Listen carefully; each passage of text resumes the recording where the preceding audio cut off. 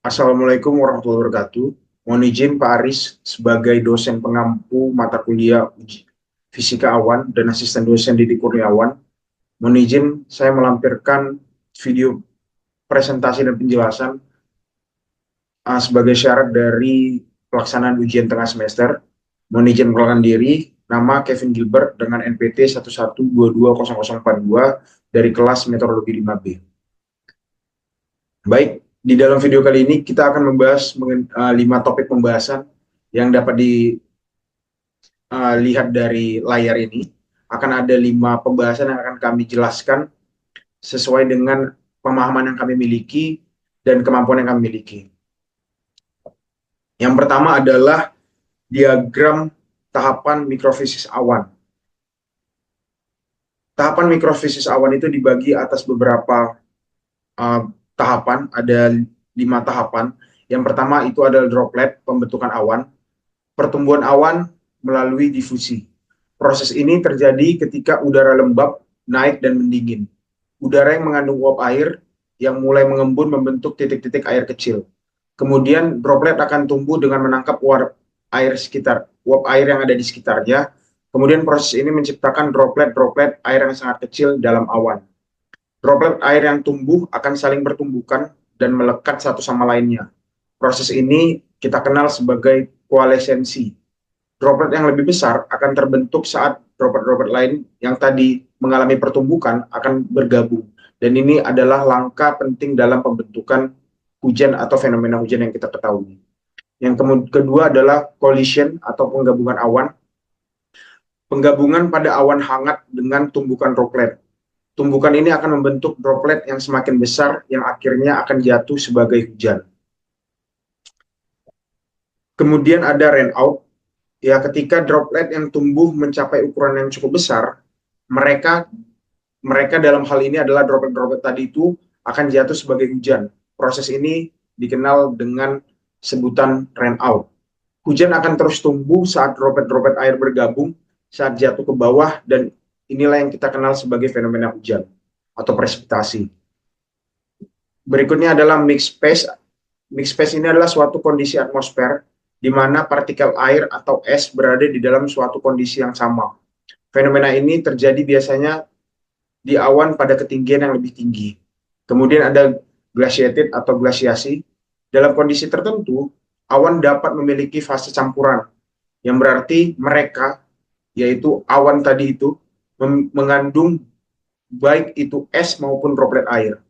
Proses kristalisasi es bisa menjadi komponen dalam pembentukan hujan di beberapa kondisi, terutama di awan yang sangat dingin. Kristal es yang terbentuk dalam fase campuran dapat bertumbukan dengan droplet air, mengakibatkan pertumbuhan dan akhirnya terbentuklah fenomena hujan tadi. Kemudian di sini ada diagram mikrofisis awan, yang bisa dilihat di bagian garis tebal. Di bagian garis tebal ini, itu menggambarkan situasi lingkungan yang terpolusi, di mana terdapat jumlah aerosol yang sangat besar dari inti pembentukan awan atau CCN. CCN ini adalah Cloud Condensation Nuclei, yang biasanya sumber-sumber CCN ini bisa dari garam laut, debu mineral, partikel tanah, kemudian abu vulkanik, dan macam-macam lainnya seperti itu. Di mana jumlah aerosol yang sangat besar ini dari inti pembentukan awan mengakibatkan pembentukan banyak tetesan kecil yang berakibat mengalami suppression collision coalescence di bawah bagian awan. Kemudian di bagian garis tengah menunjukkan situasi di daratan, di mana terdapat jumlah yang signifikan dari CCN yang menghambat terjadinya hujan pada suhu yang lebih tinggi. Dan proses pembentukan glasiasi dimulai pada suhu yang sedikit lebih rendah. Kemudian pada garis yang di bawah, yang kami tunjukkan ini, menunjukkan kasus di lingkungan maritim.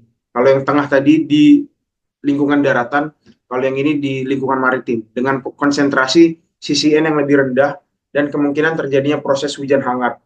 Pada kasus ini, tetesan air dalam awan tumbuh cukup besar, sehingga tidak dapat lagi dijaga oleh angin dalam awan. Tetesan air ini kemudian jatuh ke bumi sebagai hujan. Kemudian yang kedua, kita akan membahas mengenai curvature effect, Sholem effect, dan kurva Kohler. Kita mulai dari curvature effect. Curvature effect ini berkaitan dengan proses pembentukan awan yang dipengaruhi oleh efek kelengkungan. Kata kuncinya adalah efek kelengkungan di dalam permukaan tetesan air, sehingga mempengaruhi si tekanan uap jenuh. Secara umum, semakin kecil tetesan air, maka semakin melengkung pula permukaannya dan meningkatkan tekanan uap jenuh di sekitar tetesan. Curvature effect ini dipengaruhi oleh dua hal. Yang pertama, tegangan permukaan atau surface tension, dan vapor surface atau tekanan uap air. Surface tension di sini menjelaskan bagaimana pengaruh tegangan permukaan terhadap tekanan uap butir air murni. Tegangan menyebabkan sejumlah energi tersimpan di permukaan air. Kemudian ada vapor surface, tekanan pada permukaan yang cair ataupun padat karena tekanan parsial dari molekul dan zat pada fase gas di lingkungan permukaan. Ya, curvature effect ini ya erat kaitannya dengan persamaan Kelvin ya, atau Kelvin equation yang dinyatakan di dalam persamaan sebagai berikut. Kemudian di sini ada grafik atau kurva dari curvature effect ya, di mana di sini ada droplet grows, equilibrium, dan droplet evaporates. Di mana dari masing-masing ini memiliki makna tersendiri. Jikalau mengenai droplet evaporates, untuk ukuran tetesan yang sangat kecil, RH-nya harus tinggi untuk mencegah terjadinya tetesan itu menguap. Kemudian apabila di droplet growth, pada kondisi RH yang tinggi, tetesan dapat terus tumbuh karena lingkungan yang cukup jenuh untuk mempertahankan dan menambah uap air. Kemudian di fase equilibrium, di mana ukuran tetesan berada pada kesetimbangan terhadap RH, sehingga tidak terjadi pertumbuhan tetesan maupun penguapan dari tetesan tersebut. Kemudian di gambar yang di bawah ini memiliki makna yang berbeda terkait dengan gambar yang kami sajikan. Yang pertama, gambar pertama ini, jika bentuk permukaannya datar, maka molekul-molekul dapat terikat antara satu sama lain membentuk kestabilan, sehingga tidak mudah menguap dan mampu mempertahankan kondisi dari tetesan. Kemudian apabila gambar yang sebelah kanan ini, jika permukaan tetesannya lebih melengkung, maka molekul tersebut tidak dapat terikat dan lebih mudah lepas ke udara, sehingga dalam pertumbuhan tetesannya membutuhkan RH yang lebih tinggi agar dapat tumbuh dan berdampak pada peningkatan tekanan uap jenuh.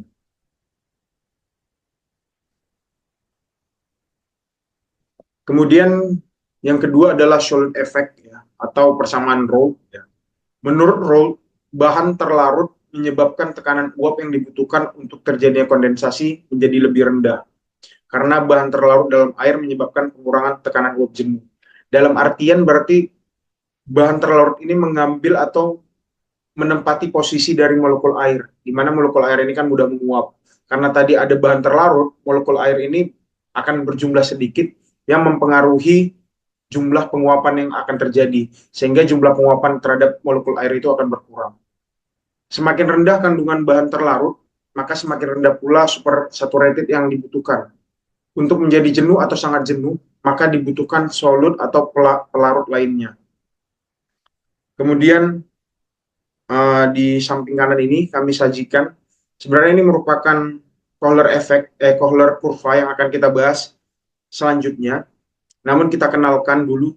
Yang pertama ada garis putus-putus yang di bagian atas ini merupakan dari persamaan Kelvin ya. Kemudian garis yang di bawah ini adalah dari Scholl effect atau efek dari Raoult. Kemudian kita lanjut ke selanjutnya, yaitu adalah kurva Kohler.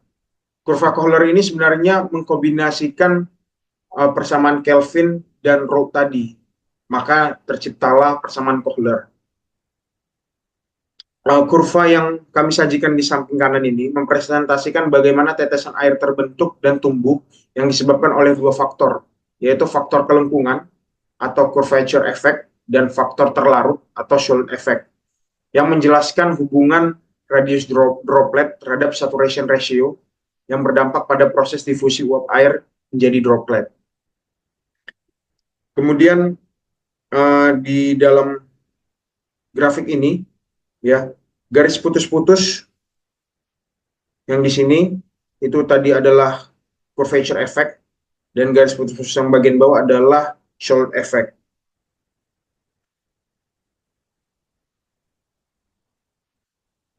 Efek kelengkungan pada garis yang curvature effect ini, karena semakin kecil radius droplet, maka curvature effect itu juga akan semakin tinggi. Kemudian efek terlarut atau Scholz effect pada grafik di bagian bawah ini, pada bidang haze atau terdapat partikel asap, merupakan kondisi ketika radius droplet lebih kecil dari radius kritis sehingga tetesan kecil dan tidak dapat jatuh sebagai hujan. Kemudian ada activated, ya, atau ketika CCN-nya aktif, merupakan kondisi di mana ketika radius droplet itu lebih besar dari radius kritisnya, sehingga droplet dapat tumbuh menjadi awan. Kemudian kita akan membahas mengenai modifikasi teori parsel udara yang akan dibagi. Yang pertama adalah the burden of condensed water. Beban air yang terkondensasi merujuk pada jumlah atau massa uap air yang telah terkondensasi menjadi bentuk cair maupun padat dalam atmosfer dan dapat berkontribusi pada presipitasi. Makin besar beban air yang terkondensasi dalam awan, makin besar potensi awan tersebut untuk menghasilkan hujan atau presipitasi. Hal ini mempengaruhi buoyancy melalui dua mekanisme utama. Yang pertama melalui penambahan massa, dan yang kedua melalui pelepasan panas laten. Penambahan massa akibat kondensasi meningkatkan densitas partikel udara yang memicu gaya apung negatif dan menyebabkan udara turun. Sedangkan pelepasan panas laten selama terjadinya kondensasi memanaskan partikel udara yang ada di sekitarnya, yang bisa memicu gaya apung positif dan mendorong udara untuk naik. Ya, ini kami lampirkan terkait dengan persamaan buoyancy, ya, di mana T per T aksen ini merupakan rasio temperatur antara temperatur parsel udara terhadap temperatur lingkungan.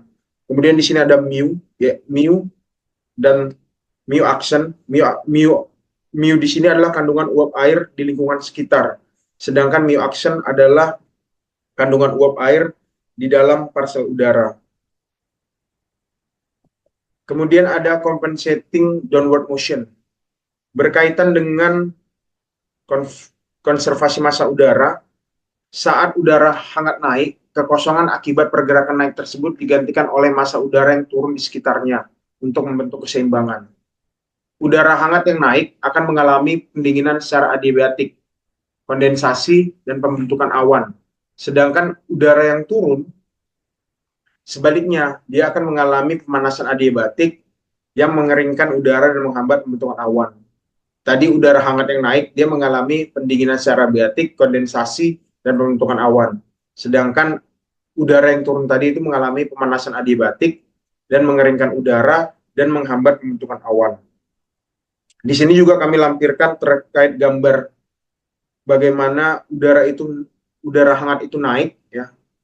Udara hangat itu naik, ascending air, dan udara dingin itu turun atau descending air. Ya, ketika udara itu turun, ya, ketika dia mengalami konvergensi di atas, udara itu turun dan akan divergen di lapisan permukaan. Sebaliknya, ketika udara itu akan naik, dia akan berkumpul di lapisan permukaan, kemudian dia akan mengalami pendinginan secara adiabatik dan akan naik dan menyebar di lapisan atas.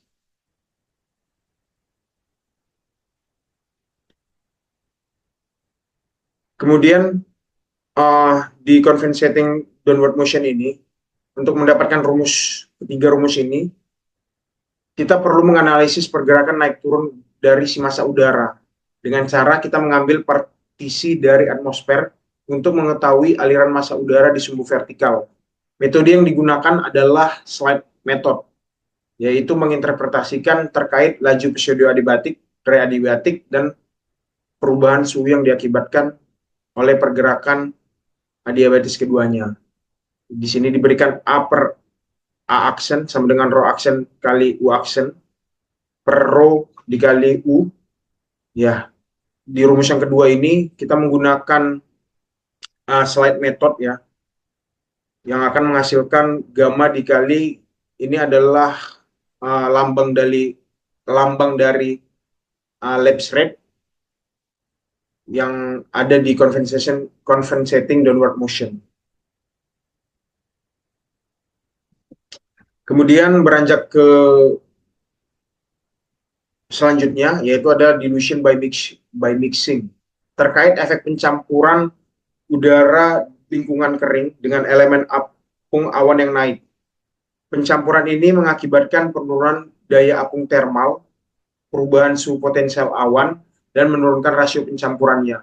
Pencampuran semacam ini itu disebut dengan entrainment, dan teori ini telah dikembangkan untuk menjelaskan efek termodinamikanya dengan hukum termodinamika pertama, dan faktor-faktor seperti rasio pencampuran, suhu potensial, dan daya apung termal. Perubahan suhu dalam proses entrainment dinyatakan sebagai berikut. D theta per theta sama dengan minus L per Cp dikali T. Cp ini adalah kalor dari parsel udara dikali suhunya, kemudian D dikali WS dikurangi B atau buoyancy ditambah L per Cp kali T dikali WS dikurang W action. W action ini adalah rasio pencampuran udara yang mengalami entrainment dikali dm per m, yaitu adalah satuan massanya. Kemudian sebenarnya rumus yang ini dapat dijabarkan lagi ya melalui faktor-faktor seperti tadi rasio pencampuran, suhu potensial dan daya apung termal, dan hukum termodinamika yang akan kami jelaskan di sini. Jadi Q1, Q2 dan Q3 ini sebenarnya adalah kalor yang dalam kondisinya berbeda-beda. Yang pertama Q1. Q1 di sini adalah jika pencampuran terjadi dengan udara luar yang berusaha untuk masuk melalui sisi-sisi awan. Kemudian maka panas yang dibutuhkan untuk menghangatkan udara yang masuk itulah yang dinyatakan di Q1 ini. Kemudian di Q2 kita asumsikan bahwa cukup banyak kondensat menguap untuk menjenuhkan campuran. Maka panas yang dibutuhkan dalam penguapan ini itu dinyatakan di dalam Q2. Kemudian Q3, kondensasi ini terjadi selama kenaikan, dan dia akan melepaskan sejumlah panas atau kalor. Kalor yang dinyatakan di sini dinyatakan sebagai Q3. Kemudian ketiga rumus ini dinyatakan sebagai persamaan berikut. M dikali Cp kali D kali dt sama dengan dikurang R aksen T dP per P sama dengan minus dikali dQ1 ditambah dQ2 ditambah dQ3. Kemudian dengan membagi dua sisi dengan MCPT, M kali Cp kali T, dan menerapkan rumus entropi, ya karena tadi kita menggunakan persamaan termodinamika juga, maka persamaan ini dinyatakan sebagai D theta per theta sama dengan minus L dibagi Cp dikali T dikali dWs dikurang buoyancy ditambah L per Cp dikali T dikali WS dikurang W aksen dikali dengan masanya. Kemudian ini dibagi dengan terhadap satuan waktu akan menghasilkan persamaan sebagai berikut. Di sini juga dijelaskan bahwasanya gamma di sini merupakan lapse rate dari lingkungan, dan gambar atau simbol ini dinyatakan sebagai lapse rate dari periode adiabatik. Kemudian setelah itu didistribusikan terhadap TP atau suhu parsel.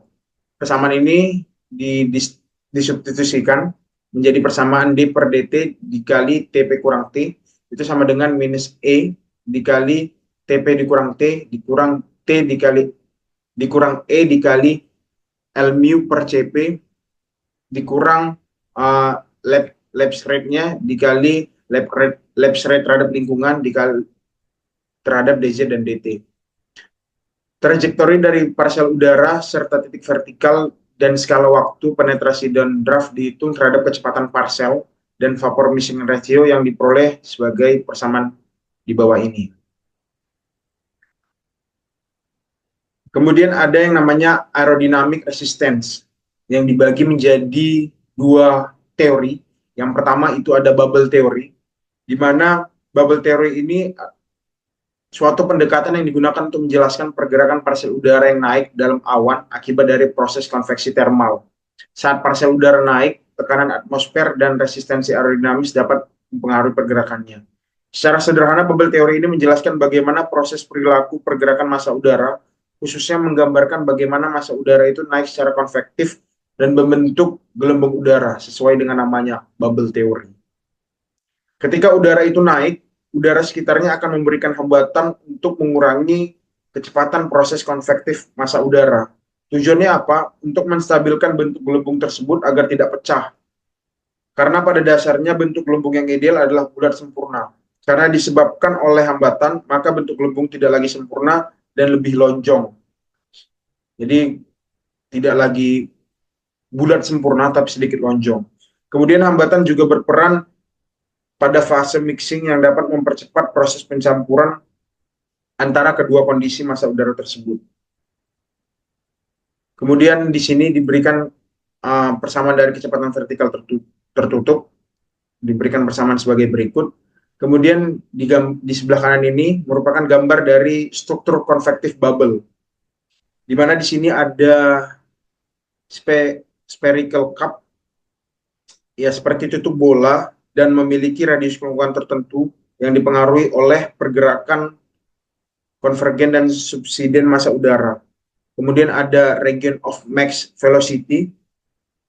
Ini merupakan wilayah tengah gelembung yang dimana terdapat kecepatan maksimal massa udara. Kemudian ada mixing region. Mixing region ini adalah di sekitar daerah kecepatan maksimum terdapat pula proses pencampuran massa udara. Kemudian ada boundary of capture volume, yaitu batas imajiner yang memisahkan udara yang terperangkap akibat konveksi dari udara sekitar. Karena pada saat tadi membentuk bulat, dia dipengaruhi oleh hambatan-hambatan dari udara sekitarnya. Seperti itu. Kemudian teori selanjutnya adalah jets and plumes ya. Seperti yang kita ketahui, di atmosfer ini awan kumulus itu sebenarnya lebih rumit daripada sebuah teori gelembung bubble tadi, gelembung dasar tadi. Yang sebenarnya teori ini diproduksi atau diciptakan di laboratorium yang dirancang untuk dijelaskan mengenai teori bubble tadi. Akibat adanya thermal yang cenderung menyatu dengan thermal lainnya, secara efektif meningkatkan daya apung dan laju naik dari si thermal tersebut. Jika thermal mengikuti thermal lainnya, mengikuti satu demi satu, konveksi kemudian membentuk jet atau gumpalan secara terus-menerus, bukan gelembung. Jadi, maka dari itu dinamakanlah dengan plum yang ideal, yang bentuknya bukan berbentuk gelembung, tetapi berbentuk kerucut dan profil kecepatan dan daya apung di plumnya ini terindikasikan.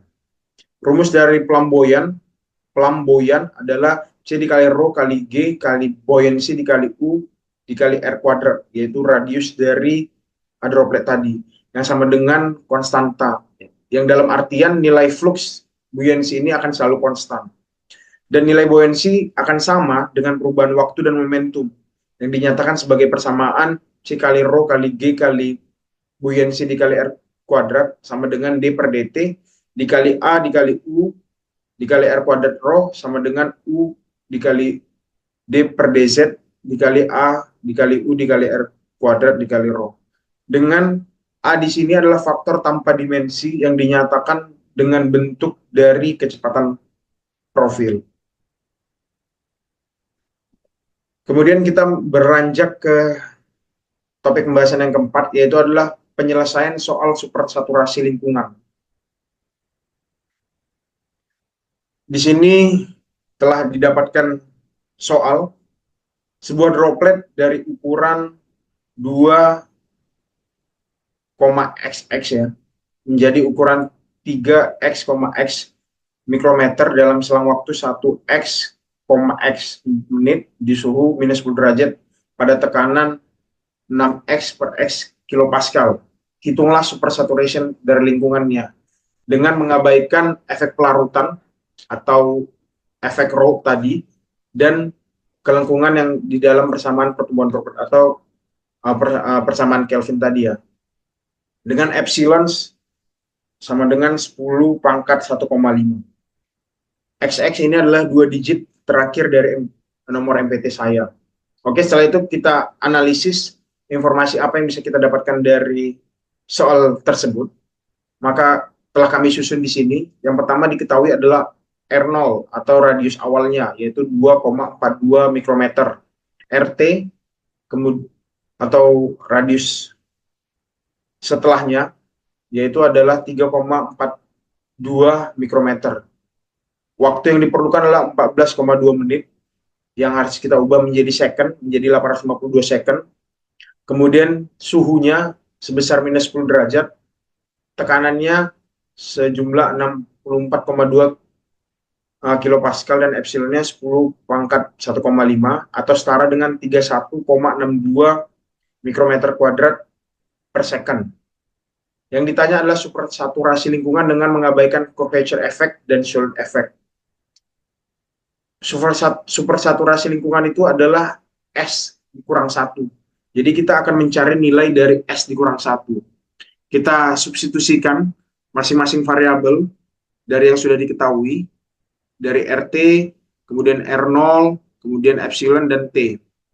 Maka didapatkan angka-angka berikut. Kemudian 34,2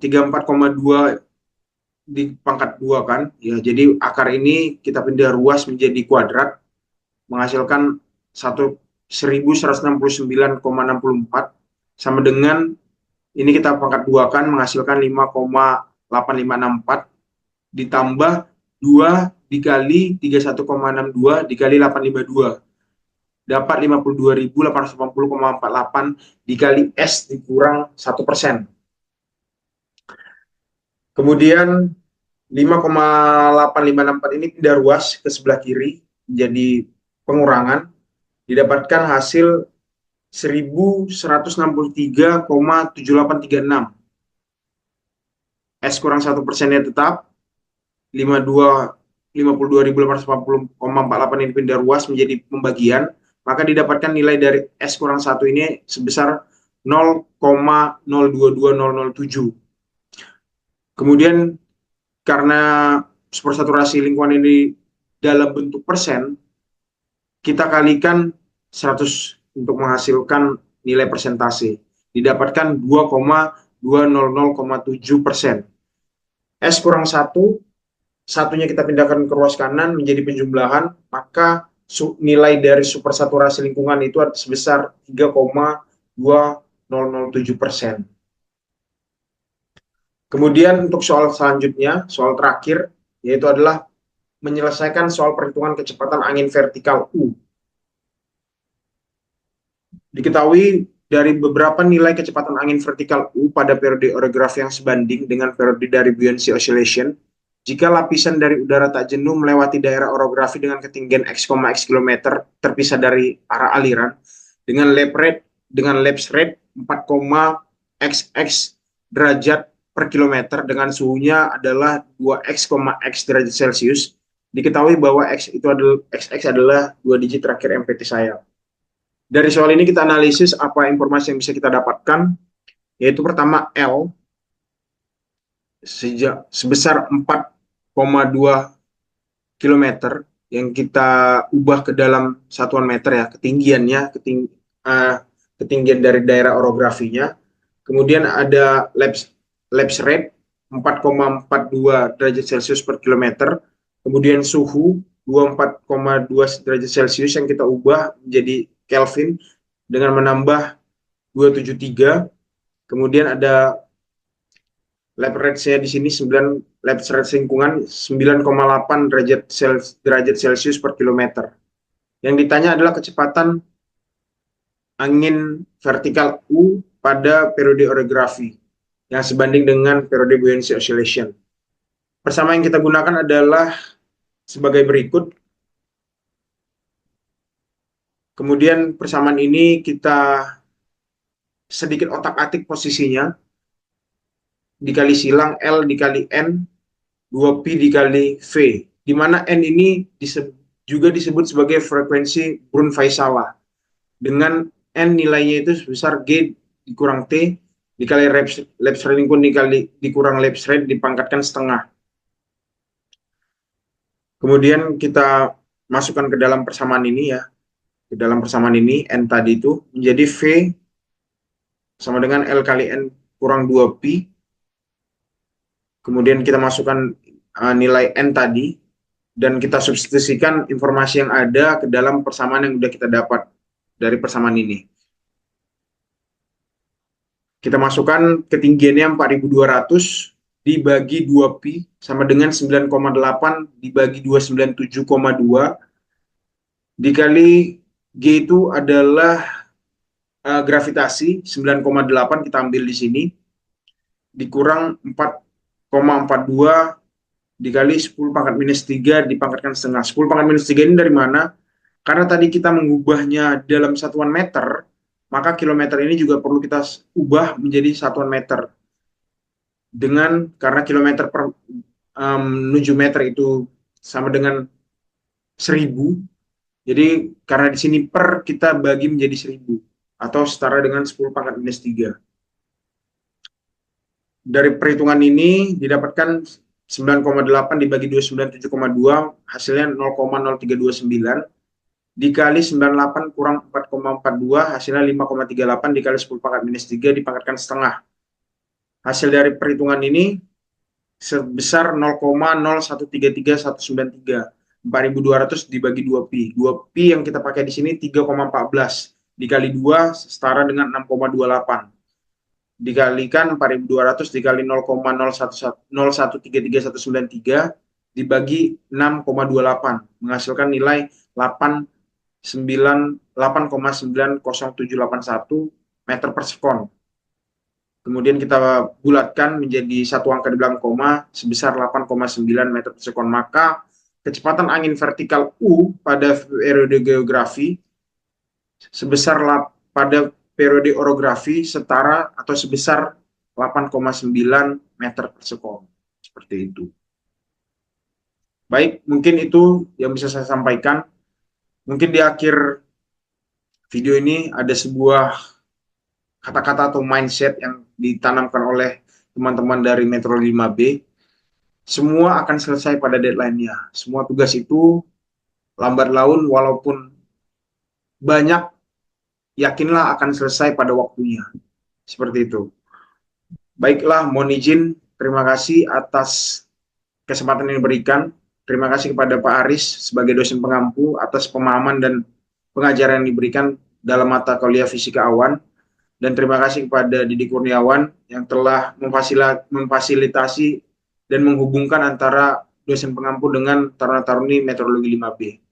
Kami sadari masih banyak kekurangan dalam penjelasan kami. Kami harap bisa menjadi bahan pembelajaran dan evaluasi kami dalam memahami pembelajaran berikutnya. Saya Kevin Gilbert, terima kasih. Wassalamualaikum warahmatullahi wabarakatuh.